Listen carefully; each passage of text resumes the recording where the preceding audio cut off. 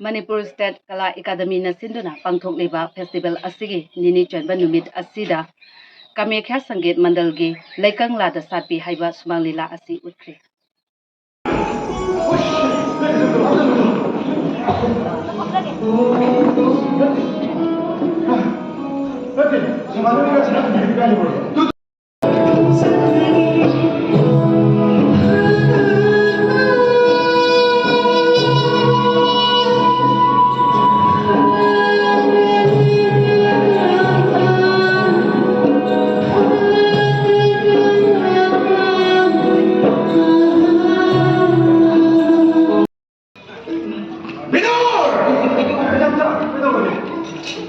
Ang nagkakain ng uli.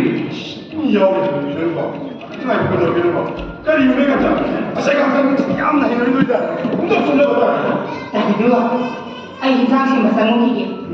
Pagkuikuya ka na ba? Pagkuikuya, nagsama mo. Ado, saling dito sa ko hindi mo pwede. Sige nga, huwag ka dahil ito din. Nungaya, lay, pwede pa siya. Sige ko din din, tak sendi ba? Nungaya, sige nga, dahil ano ba yung gusto niya? Oy, sali lagi. Bakit di man. Bakit di ba kau nata? Kain sila begini. Mama, mama nila ko ay na.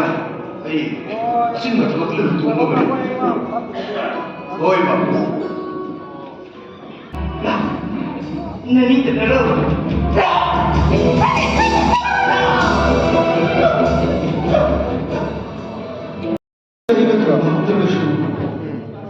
나쁘에니나 사만으로기 이마우디 세바도 미루고 있다. Hayeng humni chanba numitana nongin chumanglila Artist Association gi Morambi angawi haiba sumanglila asi utkat.